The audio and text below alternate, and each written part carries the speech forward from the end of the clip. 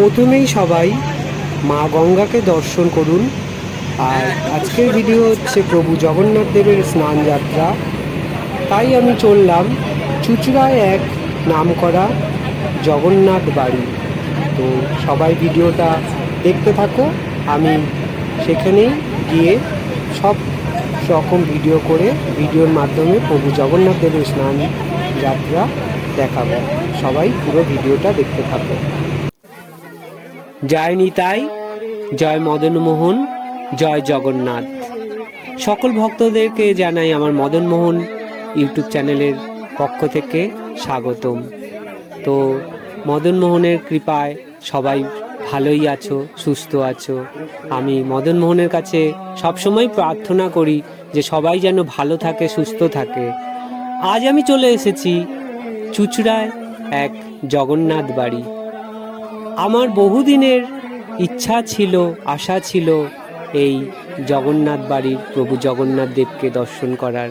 তাই আমি আমার বন্ধু রিজু দাস, তাকে আমি বারবার বলতাম যে আমি একদিন তোমার বাড়িতে যাব। ওই আমাকে বলল যে তাহলে তুমি জগন্নাথ দেবের স্নান যাত্রার দিনকে এসো। তো সত্যি আজ আমি এসে ধন্য।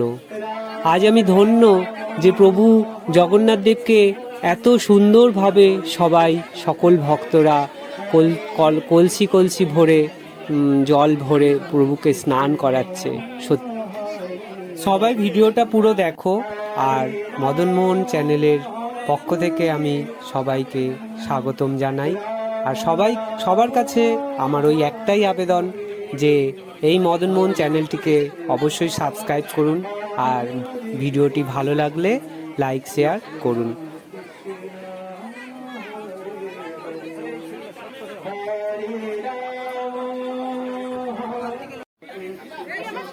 আর এই জগন্নাথ দেবকে এত স্নান করছে, তার জন্যই কিন্তু প্রভু জগন্নাথ দেব স্নান করার পর জ্বর চলে আসে। তারপরে প্রভু জগন্নাথ দেব 15 দিন ধরে পুরো ঘরেই থাকে, আর কেউ দর্শন করতে পারে না। শুধু একজনই থাকে তার সেবা করার জন্য। সে শুধু এই প্রভু জগন্নাথ দেবকে সবসময় সেবা করবে, প্রদীপের শিখা তাপ দেবে।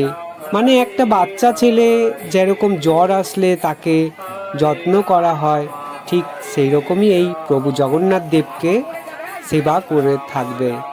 একজনই শুধু তার ঘরে থাকবে।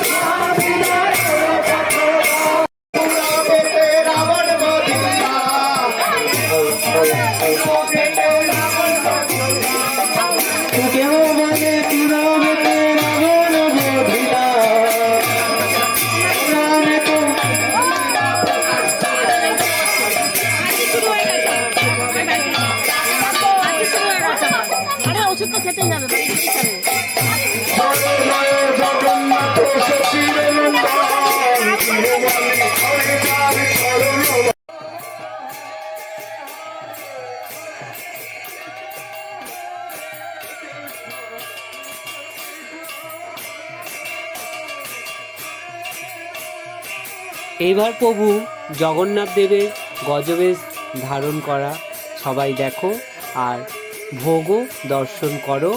তোমরা সবাই ভোগ দর্শন করো এবং সবাইকে দর্শন করার জন্য সুযোগ করে দাও।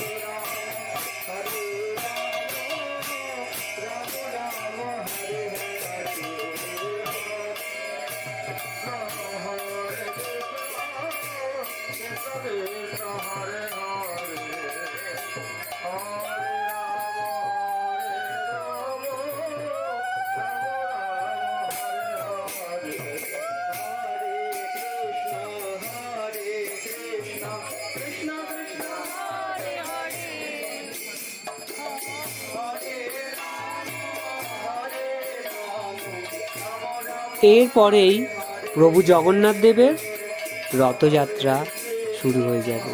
মানে প্রভু যখন জ্বর থেকে সুস্থ হয়ে উঠবে, তারপরেই প্রভু রথে চেপে মাসির বাড়ি যাবে। হয়তো আমি ওই ভিডিওটাও পরে সবাইকে করে দেখাবো। তো সবাই ভিডিওটা অবশ্যই দেখো, পুরো অবশ্যই দেখো।